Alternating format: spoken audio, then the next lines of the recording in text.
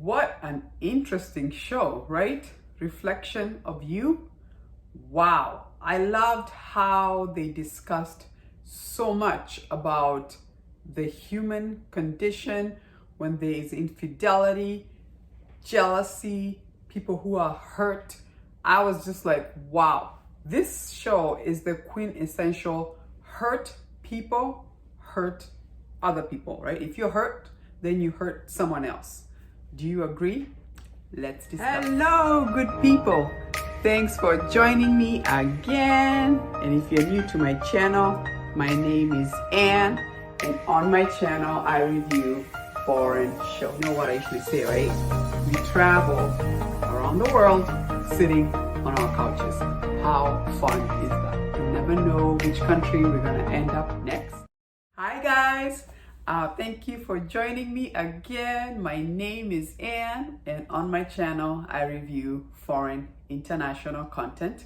Today, I'm back to review another South Korean series. Like I always say, South Korean right now is just really killing it. They're doing an excellent job with their shows. If you're new to my channel, welcome, welcome, welcome. And if you've been here before, thanks for always supporting. I know I'm looking a little different today. I got extensions, right? But you know how women, we change our looks all the time. Still me, still me. Next time you probably see me back in my braids. So don't worry, it's still me. But anyway, I'm back to review this one, Reflection of You. I loved it. When it first started off, I was like, oh, what is going on with the jealousy, right? Her character, by the way, she is from, if you've watched a lot of Korean dramas, she was from Hospital Playlist, right? She played this kind of a meek, quiet looking doctor. And in this one, I was like, wow, okay. I mean, she was a little creepy, right? But I thought it was a very interesting show. Really, the basis of the show is really focused on these two women. You know, they're both, good friends. They're both artists. And they become really, really good friend. It seems like she is from a rich family and a nice, caring husband. She's got 2 kids, but there is mother-in-law from hell, who, by the way, if anybody has been watching Love, Marriage, and Divorce, she was also the stepmother in that show, playing really mean. I mean, she's really good at playing mean. Anyway, let's just say her mother-in-law is not the easiest person to be around, always chastising everybody, including her husband, her sister. It's just crazy, right? So these two meet and they're both artists and they become good friends. And then in the process of all that, she was teaching her how to paint, and she takes a week off to go see, I think it was her dad who was sick, and she has her boyfriend come and fill in for her. And let's just say one thing leads to another, and her boyfriend and her, they have an affair. Okay, she went to Ireland. I guess at the time she was kind of depressed.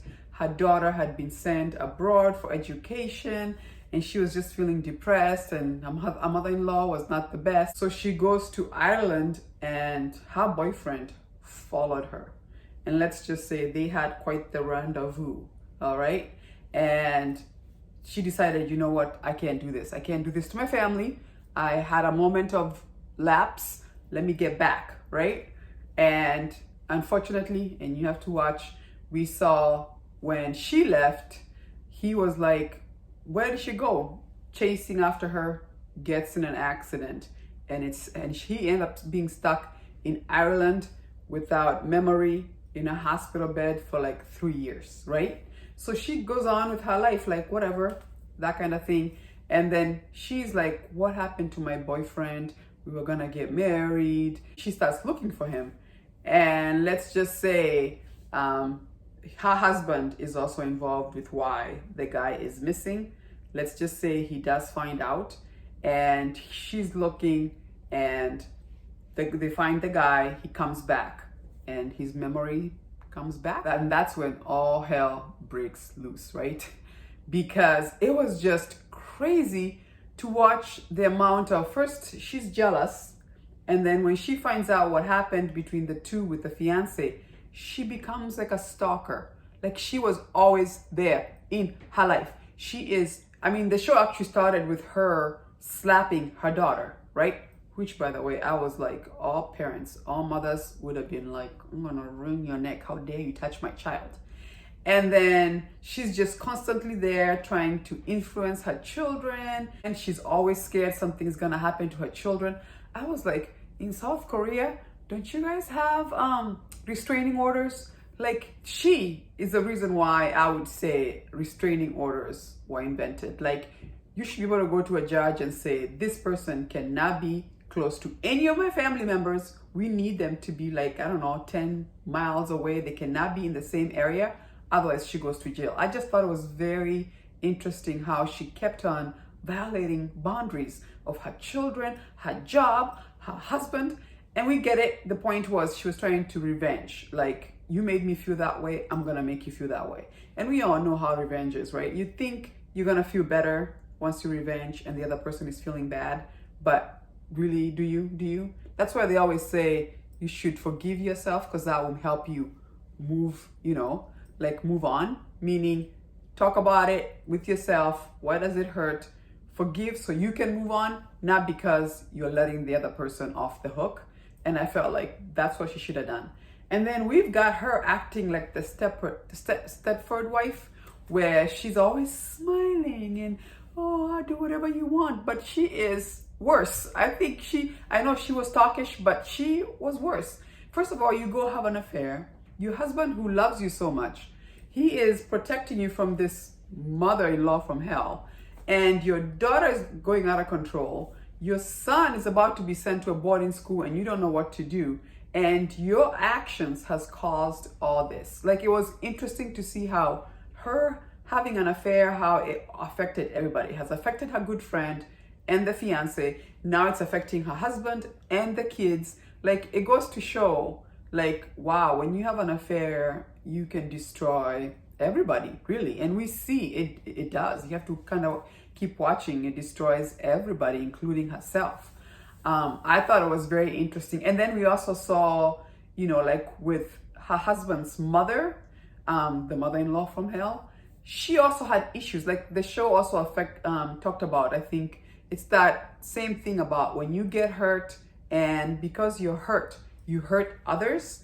So she was always mean to her son, her sister who is married to this guy who's physically abusive, right? This mother-in-law or mother does not see it, always criticizing her. You're never good enough. And this guy is working for the mother. And the daughter, who's a surgeon, I mean, she's well accomplished, runs the hospital. It's never good enough. It's never good enough for this crazy mother. Like, what in the world is going on? But I really loved the show in how they showed, when people are hurt, if you don't deal with it, then it hurts others, and it just becomes this trickling effect that is just crazy. I thought it was interesting. Her actions affected everybody involved. And I thought it was interesting how they dealt with how do you move on, right? And by the way, the ending, so the bells ring, and because she heard the bells ringing, that is supposed to be forgiveness. What? That's not real life. I know he said if you can hear the bells, that means it's okay, that you are okay.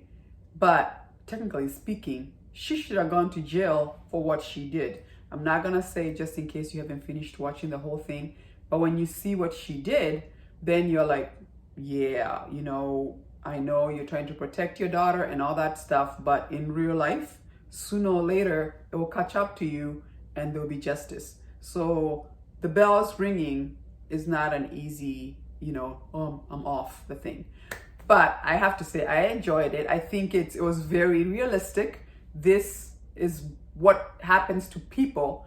I think there was one episode that was called, it's easier to fall in love than to be, out of love and jealous when you've broken up. That's harder because the amount of things you could go and do is scary. And clearly it was just crazy. It was every episode it was like, my God. And then the kids being involved in all this scary stuff. One time the kid was kidnapped. I mean, it was crazy. And then there was that one father who, let's just say, I think he was an alcoholic and has a one daughter. And that was also a really sad situation. And I know she tried to help, but it was interesting. Episode 16, you have to watch how he came for redemption, if you will, for her. I mean, apparently we know she's okay. Anyway, let me know what you thought, but I thought it was a nice show. I loved the lessons. I mean, I think if there's one lesson we can all take from it is forgiveness, right? Forgiveness. Oh, and one last thing. When she, and you can see at 15, when she has to disappear, I was a little hurt that she did not leave a letter for her husband, who was always faithful and there. Now we know he was not always innocent, but he was always there, like ride or die for her, no matter what. So I thought a little note just to say, hey, this is what happened. This is why I need not to be here for now. You know what I'm saying? Like, I always wondered what would have been, what coulda, woulda, shoulda. Anyway, let me know what you think. If you do like the video, give me a like, subscribe. It does help to support my channel. And I'll see you again when I'm reviewing another excellent foreign international content. Deuces.